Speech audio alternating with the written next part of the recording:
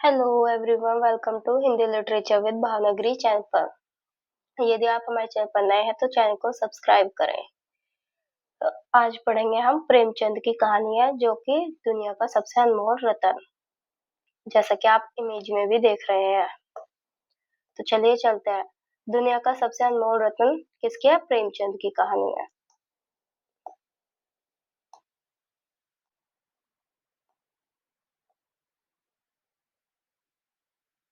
ठीक है, चलते हैं। सर्वप्रथम जमाना पत्रिका में प्रकाशित हुई। ठीक है।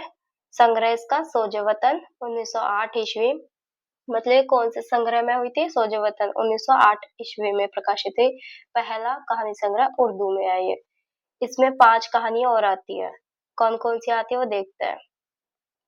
इश्क दुनिया व हुब्बे वतन, जिसे हम दूसरे नाम से क्या जानते हैं? सांसारिक प्रेम और देश प्रेम। ठीक है। फिर दुनिया का सबसे अनमोल रतन नंबर 2 पर। नंबर 3 पर यही मेरा वतन है। नंबर 4 शेख मखमूर। नंबर 5 सिल ए मातम, शौक का पुरस्कार। जिसे आपको बता दूं, क्वेश्चन इसमें ऐसे भी पूछा जा सकता है कि सोजे वतन में दी गई 5 कहानियों में से दुनिया का सबसे अनमोल रत्न कौन से नंबर पर आती है? तो आती है आपके दूसरे नंबर पर। तो ये भी नोट डाउन कर लेना। आगे चलते हैं।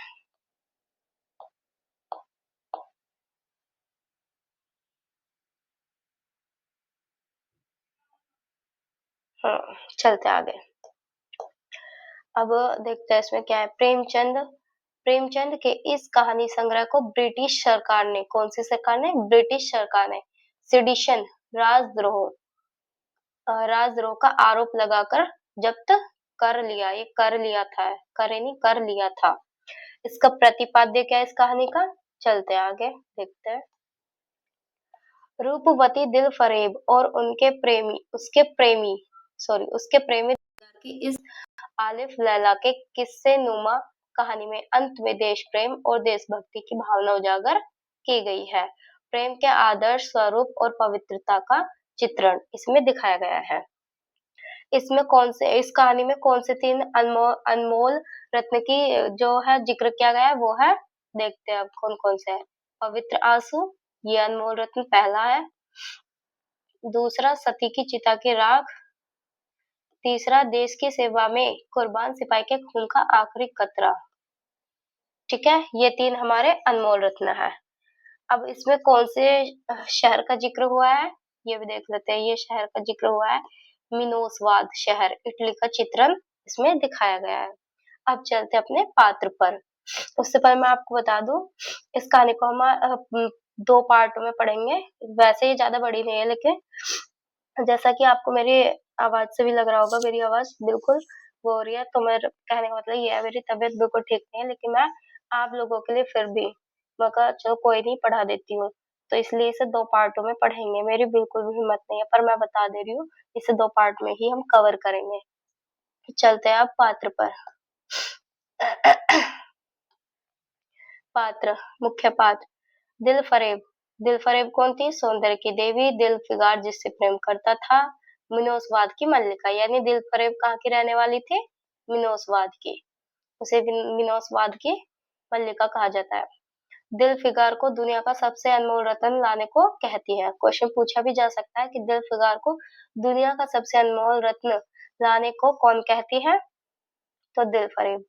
अंत में दिल अंत में दिल फिगार द्वारा अनमोल रत्न लाने पर कहती है, क्या कहती है? कि आज से तू मेरा मालिक है और मैं तेरी लोंडी। तो दिल फिगार। अब आता है हमारा दूसरा पात्र। एक ये हो गया। दूसरा पात्र है दिल फिगार। दिल फरेब का क्या था? वो सच्चा प्रेमी। क्या वो क्या करने के लिए तैयार था? दुनिया का सबसे अनमोल रत्न ढूंढ कर लाने को तैयार था, यानी लाकर देता है। अब आते हैं हमारे गौण पात्र। गौण पात्र में कौन कौन है? काला चोर और बुजुर्ग, और एक सिपाही है। और कौन है? युवती और युवती का मृतपति। चलो देखते हैं एक करके इनके बारे में क्या क्या है। काला चोर सैकड़ों सैकड़ों आदमियों को कातिल, जिसे फांसी दी जाने से पूर्व उसकी अंतिम इच्छा के रूप में एक बालक से मिलने दिया जाता है। तो ये क्वेश्चन पूछा जा सकता है कि काले चोर की जो थी अंतिम इच्छा क्या थी? तो क्या थी? बालक से मिलने की इच्छा थी उसकी। पहले अनमोल रत्न के रूप में इसी का आंसू जुल्फिकार क्या लाता है? यानी पहला अनमोल रत्न यही है, आंसू, कैदी का आंसू। दूसरी हमारे कौन पात्र? बुजुर्ग। बुजुर्ग कौन? जो हरा अमामा बांधे एक बुजुर्ग, एक हाथ में तस्बीह और दूसरे में लाठी। तस्बीह उसे कहते हैं जपने नाम जपने वाली माला को। ओके, तो दूसरे में क्या लिया रहता है? वो लाठी। दिलफिगार को पूरब की ओर हिंदुस्तान भेजता है। मतलब वो जो बुजुर्ग है दिलफिगार को कहाँ भेजता है? पूरब की ओर, हिंदुस्तान। क्वेश्चन पूछा भी जा सकता है कि बुजुर्ग ने दिलफिगार को कौन सी दिशा में भेजा था? तो पूरब की ओर। ठीक है, ये नोट डाउन कर लेना। आगे चलते हैं हम। अब आते हैं हमारा सिपाही। सिपाही हिंदुस्तान का सच्चा राजपूत सिपाही जो अपने देश के लिए बहादुरी से जान देता है। दिलफिगार दुनिया का सबसे अनमोल रत्न उसी सिपाही के आखिरी रक्त का कतरा लाता है। इसमें अब ये पात्र है युवती और युवती का मृत पति। तो ये हो गए हमारे पात्र। अब चलते हैं आगे। अब हमारी क्या आती है? कहानी आती है। चलो अपनी कहानी पर चलते हैं, देखते हैं क्या क्या है इसमें। चलिए पढ़ते हैं अपनी कहानी को। दुनिया का सबसे अनमोल रत्न प्रेमचंद। ठीक है, यानी दुनिया का सबसे अनमोल रत्न की कहानी किसकी है? प्रेमचंद की। चलो पढ़ते हैं one by one, line by line. दिल फिगार एक कटीले पेड़ के नीचे दामन चाक किए बैठा हुआ खून के आंसू बहा रहा था। कैसे आंसू बहा रहा था वो? खून के। वह सौंदर्य की देवी यानी मलका,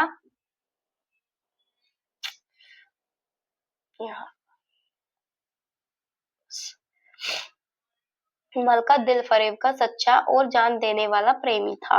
उन प्रेमियों में नहीं जो इत्र फुलेल में बसकर और शानदार कपड़ों से सजकर आशिक के वेश में माशूकियत का दम भरते हैं, बल्कि उन सीधे साधे भोले भाले विदाइयों में जो जंगल और पहाड़ों से सर टकराते हैं और फरियाद मचाते फिरते हैं। दिलफरेब ने उससे कहा कि अगर तू मेरा सच्चा प्रेमी है तो जा और दुनिया की सबसे अनमोल चीज लेकर मेरे दरबार में आ, तब मैं तुझे अपनी गुलामी में कबूल करूंगी।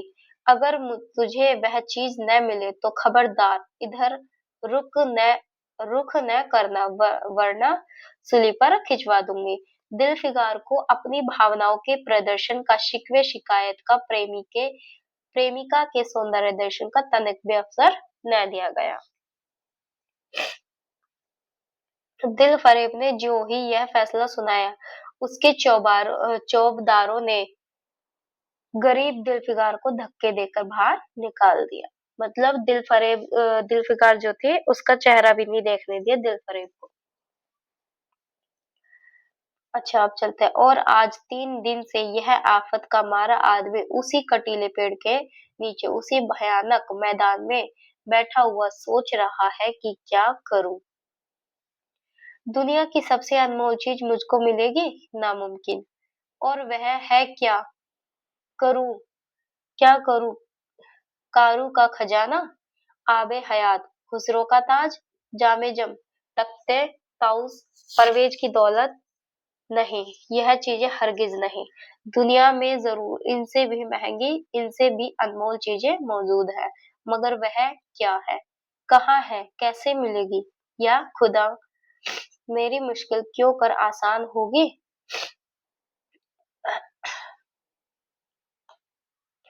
दिल फिगार इन्हीं ख्यालों में चक्कर खा रहा था और अक्ल कुछ काम न करती थी। मुनीर शामी को हातिम सा मददगार मिल गया है। काश कोई मेरा भी मददगार हो जाता। किसका जिक्र आया? मुनीर शामी को। मतलब ये कह रहा है कि उसको भी एक मददगार मिल गया, तो फिर सोचता है कि काश कोई मेरा भी मददगार होता।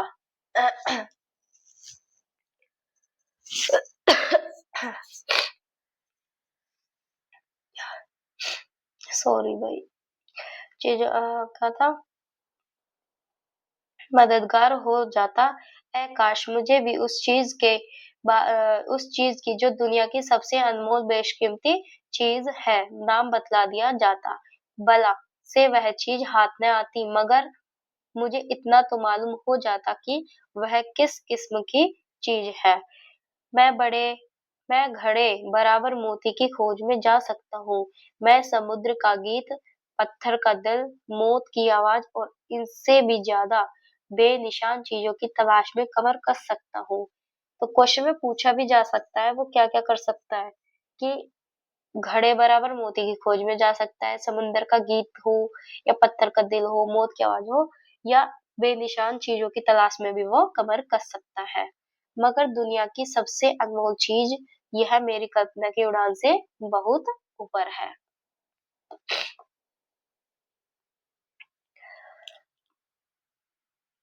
आसमान आसमान पर तारे निकल आए थे। दिल फिकार यकायक खुदा का नाम लेकर उठा और एक तरफ को चल खड़ा हुआ, भूखा प्यासा, नंगे बदन, थकन से चूर। वह बरसों वीरानों और आबादियों की खाक छानता फिरा। तलवे कांटों से छलनी हो गए, शरीर में हड्डियां ही हड्डियां दिखाई देने लगी, मगर वह चीज जो दुनिया की सबसे बेशकीमती चीज थी न मिली, और न कुछ उसका निशान मिला। एक रोज वह भूलता भटकता एक मैदान में जा निकला, जहां हजारों आदमी गोल बांधे खड़े थे।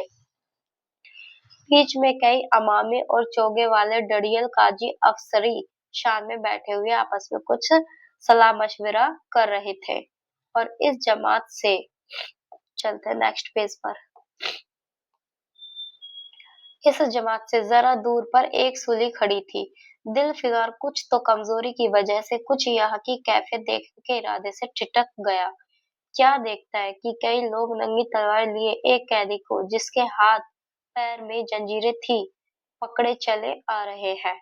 सूली के पास पहुंचकर सब सिपाही रुक गए और कैदी की हथकड़ियां, बेड़ियां सब उतार ली गई। इस अभागे आदमी का दामन सैकड़ों बेगुनाहों के खून के छींटों से रंगीन था, और उसका दिल नेकी के ख्याल और रहम की आवाज से जरा भी परिचित न था। उसे काला चोर कहते थे। कैदी को किस नाम से पुकारते थे? काला चोर के नाम से। सिपाहियों ने उसे सूली के तख्ते पर खड़ा कर दिया, मौत की फांसी उसकी गर्दन में डाल दी, और जल्लादों ने तख्ता खींचने का इरादा किया कि वह अभागा मुजरिम चीख कर बोला, खुदा के वास्ते मुझे एक पल के लिए फांसी से उतार दो, ताकि अपने दिल की आखिरी आरज़ू निकाल लूं। अब सुनते उसकी आखिरी आरज़ू क्या थी। यह सुनते ही चारों तरफ सन्नाटा छा गया। लोग अचंभे में आकर ताकने लगे। काजियों ने एक मरने वाले आदमी की अंतिम याचना को रद्द कर उचित न समझा, और बदनसीब पापी काला चोर जरा देर के लिए फांसी से उतार लिया गया। इसी भीड़ में एक खूबसूरत भोला भाला लड़का एक छड़ी पर सवार होकर अपने पैरों पर उछल उछल फर्जी घोड़ा दौड़ा रहा था। किस जानवर का जिक्र है? घोड़े का। बेशक वो फर्जी पर क्वेश्चन पूछा जा सकता है। और ये जो लड़का है ना, इसे भी नोट डाउन कर लेना। इसमें गौड़ पात्र में एक ये लड़का भी जिक्र में आया है, और अपनी सादगी की दुनिया में ऐसा मग्न था कि जैसे वह इस वक्त सचमुच किसी अरबी घोड़े का शहसवार शहसवार है। उसका चेहरा उस सच्ची खुशी से कमल की तरह खिला हुआ था। किसकी तरह? कमल की तरह, जो चंद दिनों के लिए बचपन में ही हासिल होती है, और जिसकी याद हमको मरते दम तक नहीं भूलती। उसका दिल अभी तक पाप की गर्द और धूल से अछूता था, और मासूमियत उसे अपने गोद में खिला रही थी। बदनसीब काला चोर फांसी से उतरा, आंखें उस पर गड़ी हुई थी। वह उस लड़के के पास आया और उसे गोद में उठाकर प्यार करने लगा।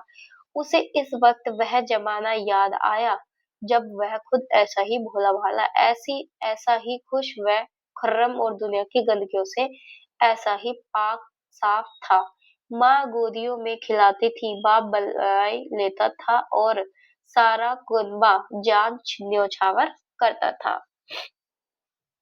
आहा! काला चोर के दिल में इस वक्त बीते हुए दिनों की याद का इतना असर हुआ कि उसकी आंखों से जिन्होंने दम तोड़ती हुई लाशों को तड़पे देखा और न झपकी आंसू का एक कतरा टपक पड़ा।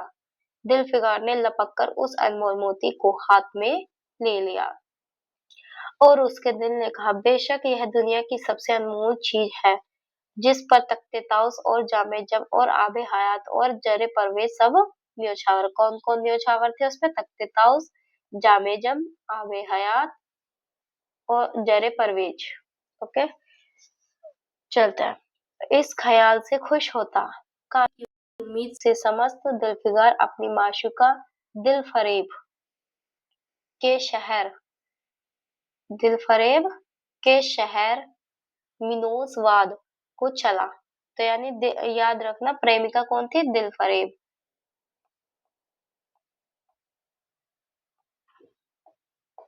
फरेब, ठीक है, ये दिलफिकार की प्रेमिका थी। मगर ज्यों-ज्यों मंजिलें तय होती जाती थी, उसका दिल बैठ जाता था कि कहीं उस चीज की जिसे मैं दुनिया की सबसे बेशकीमत चीज समझता हूँ, दिलफरेब की आंखों में कद्र न हुई तो मैं फांसी पर चढ़ा दिया जाऊंगा और इस दुनिया से नामुराद जाऊंगा। मतलब अपनी उसकी जो मुरादें थी पूरी करने की, वो ना हो पाएगी, ऐसा कह रहा था वो। लेकिन लेकिन जो हो सो हो, अब तो किस्मत आजमाई है। आखिरकार पहाड़ और दरिया तय करते शहर मिनोसवाद में आ पहुंचा और दिलफरेब की डयोडी पर जाकर विनती की। थकान से टूटा हुआ दिलफिकार खुदा के फजल से हुक्म की तामील करके आया है और आपके कदम चूमना चाहता है। दिलफरेब ने फौरन अपने सामने बुला भेजा और एक सुनहरे पर्दे की ओर से फरमाइश की कि वह अनमोल चीज पेश करो। दिलफिकार ने आशा और भय की एक विचित्र मन स्थिति में वह बूंद पेश की। उसकी सारी कैफियत बहुत बहुत पुरअसर लफ्जों में बयान की। दिलफरेब ने पूरी कहानी बहुत गौर से सुनी और वह भेंट हाथ में लेकर जरा देर तक गौर करने के बाद बोली, दिलफिकार, बेशक तूने दुनिया की एक बेशकीमती चीज ढूंढ निकाली। तेरी हिम्मत और तेरी सूझबूझ की दाद देती हूँ, मगर यह दुनिया की सबसे बेशकीमती चीज नहीं है। इसलिए तू यहाँ से जा और फिर कोशिश कर। शायद अब की तेरे हाथ में मोती लगे और तेरी किस्मत में मेरी गुलामी लिखी हो। जैसा कि मैंने पहले ही बतला दिया था, मैं तुझे फांसी पर चढ़वा सकती हूँ, मगर मैं तेरी जान बख्शी करती हूँ, जान बख्श यानी बख्शती हूँ, इसलिए कि तुझ में वह गुण मौजूद है जो मैं अपने प्रेमी में देखना चाहती हूँ और मुझे यकीन है कि तू जरूर कभी न कभी कामयाब होगा। नाकाम और नामुराद दिलफिकार इस माशूकाना इनायत से जरा दिलेर होकर बोला, ए दिल की रानी, बड़ी मुद्दत के बाद तेरी डयोडी पर सजदा करना नसीब होता है। फिर खुदा जाने ऐसे दिन कब आएंगे। क्या तू अपनी जान देने वाले आशिक के बुरे हाल पर तरस न खाएगी? कौन कहता है? जुल्फिकार। और क्या अपने रूप की एक झलक दिखाकर इस जलते हुए दिलफिकार को आने वाली सख्तियों के झेलने की ताकत न देगी? तेरी एक मस्त निगाह के नशे से चूर होकर मैं वह कर सकता हूँ जो आज तक किसी ने से न बन पड़ा हो। यानी वो दिलफिकार की इच्छा थी, उसका एक बार चेहरा वो देखना चाहता था।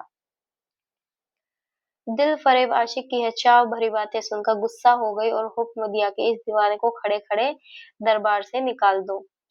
चौबदार ने फौरन गरीब दिलफिकार को धक्के देकर यार के कूचे से बाहर निकाल दिया। कुछ देर तक तो दिलफिकार अपने निष्ठुर प्रेमिका की इस कठोरता पर आंसू बहाता रहा और सोचने लगा कि कहाँ जाऊं, मुद्दत तो रास्ते नापने और जंगलों में भटकने के बाद आंसू की यह बूंद मिली थी। अब ऐसी कौन सी चीज है जिसकी कीमत इस आबदार मोती से ज्यादा हो? हजरत खिज्र, तुमने सिकंदर को आबे हयात के कुएं का रास्ता दिखाया था। किसने दिखाया था? हजरत खिज्र ने। किसको? सिकंदर को। कहाँ का कुआं दिखाया था? आबे हयात के कुआं का रास्ता। ये क्वेश्चन पूछे जा सकते हैं, इसलिए इन्हें नोट डाउन कर लेना। क्या मेरी बहाना पकड़ोगे? सिकंदर सारी दुनिया का मालिक था, मैं तो एक बेघर बार मुसाफिर हूँ। तुमने कितनी ही डूबती किश्तियां कश्तियों को किनारे लगाई है। मुझ गरीब का बेड़ा भी पार करो। ए आलिम मुकाम जिब्रील, कुछ तुम ही इस नीमजान दुखी आशिक पर तरस खाओ। तुम खुदा के एक खास दरबारी हो, क्या मेरी मुश्किल आसान न करोगे? गरज यह कि दिल फिगार ने बहुत फरियाद मचाई, मगर उसका हाथ पकड़ने के लिए कोई सामने न आया। आखिर निराश होकर वह पागलों की तरह दोबारा एक तरफ को चल खड़ा हुआ। दिल फिगार ने पूर्व से पश्चिम तक और उत्तर से दक्षिण तक कितने ही जंगलों और वीरानों की खाक छानी। कभी बर्फिस्तानी चोटियों पर सोया, कभी डरावनी घाटियों में भटकता फिरा, मगर जिस चीज की धुनते वह नहीं मिली। यहाँ तक कि उसका शरीर हड्डियों का एक ढांचा रह गया। एक रोज वह शाम के वक्त किसी नदी के किनारे खस्ता खस्ता हाल पड़ा हुआ था। बेखुदी के नशे से चौंका तो क्या देखता है कि चंदन की एक चिता बनी हुई है और उस पर एक युवती सुहाग के जोड़े पहने सोलह सिंगार किए बैठी हुई है। उसकी जांग पर उसके प्यारे पति का सर है। हजारों आदमी गोल बांधे खड़े हैं और फूलों की बरखा कर रहे हैं। यकायक चिता में से खुद ब खुद एक लपट उठी। सती का चेहरा उस वक्त एक पवित्र भाव से आलोकित हो रहा था। चिता की पवित्र लपटें उसके गले से लिपट गई और दम के दम वह फूल सा शरीर राख का ढेर हो गया। प्रेमिका ने अपने को प्रेमी पर न्योछावर कर दिया और दो प्रेमियों के सच्चे पवित्र और अमर प्रेम की अंतिम लीला आंख से ओझल हो गई। जब सब लोग अपने घरों को लौटे तो दिल फिगार चुपके से उठा और अपने चाक दामन कुर्ते में यह राख ढेर समेट लिया और इस मुट्ठी भर राख को दुनिया की सबसे अनमोल चीज समझता हुआ सफलता के नशे में चूर यार के कूचे की तरफ चला। अब की जो जो वह अपनी मंजिल के करीब आता था, उसकी हिम्मतें बढ़ती जाती थी। कोई देखो कितने पेज के बचे हैं। चलो बस अब इसे पढ़ेंगे कल, क्योंकि मुझे स्क्रीन को देखने में भी दिक्कत होती है, तो इसे कल हम कंप्लीट करेंगे। चलते हैं। यदि आप हमारे चैनल पर नए हैं तो चैनल को सब्सक्राइब करें और आप इससे पहले की वीडियो पाना चाहते हैं तो आप इसी वीडियो के डिस्क्रिप्शन बॉक्स में जाए, आपको उसी में सभी वीडियो के लिंक मिल जाएंगे। चलो मिलता है, जब तक के लिए टाटा बाय बाय, धन्यवाद।